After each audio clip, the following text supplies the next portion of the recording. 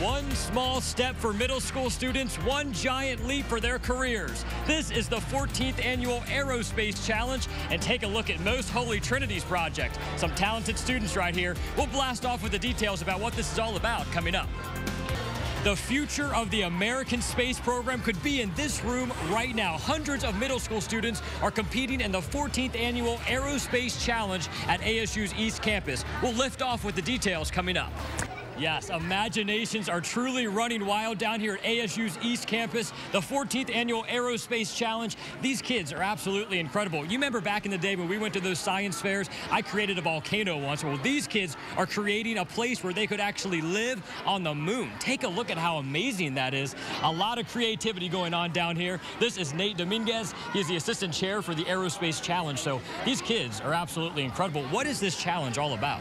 Pretty special event. Thank you very much for coming out today. So the Fiesta Bowl is proud and honored to get to host the 14th Annual Honeywell Fiesta Bowl Aerospace Challenge. And we've got about 900 participants this year, about 200 teams from 40 schools all throughout this great state of Arizona. And what are they creating? What are some of these projects? They're creating a place for them to live on the moon. Is that correct? What are they being judged on? That is correct. So there's several criteria, such as the living conditions, the habitation, how are people going to live and breathe and eat and work on the moon. It's pretty cool stuff. These kids are geniuses, I tell you what. So what is the ultimate prize? What are they competing for?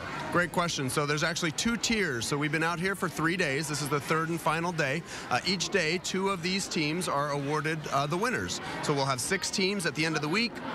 Those 6 teams will then compete against each other on Saturday, February 23rd at the Challenger Space Center, where one special team will be awarded not only a VIP trip to NASA in Houston that the Fiesta Bowl helps to sponsor, but additionally, they get an on-field appearance at our Fiesta Bowl game next year. That's so exciting. So exciting for the kids. Nate, thank you so much. So again, a lot of talented kids down here. They were actually handpicked to be a part of this program. They're so creative, so innovative. It's exciting. I'm excited to see who wins this project. But guys, coming up in about 45 minutes at 11:45, we're going to talk to one of these groups who have created an awesome project. Wait until you see this one. Middle school students from all over Arizona are launching their imaginations into space for the 14th Annual Aerospace Challenge here at Arizona State's East Campus. We'll talk to some future space engineers coming up. Yeah, it's so cool. Basically, here's how it works. There's about 900 middle school students competing right now at Arizona State's East Campus for the Aerospace Challenge. 6 teams will be picked. The finalists will compete on February 23rd at the Challenger Space Center in Peoria. And yes, there will be NASA astronauts there that they get to meet and interact with. One winner will be picked. They get to be on the field for the Fiesta Bowl next year, visit NASA's facility. So a cool opportunity for these young future space engineers. This is Seth, and this is Brianna. They are with AMS Middle School, part of Bashes High School. Look at what they've created. They're basically creating a place where they could live on the moon. How long did it take you guys to do this project? It took about 5 months to gather all the materials, and then it took like a month and a half to build it, but really we met about 2 weeks. 2 weeks. Wow, you guys are so creative. So kind of explain what this is. Explain the different stations that you've built here. Well, we've built a mine over here, and over here we have an oven where we heat the dust up to get the helium-3 out.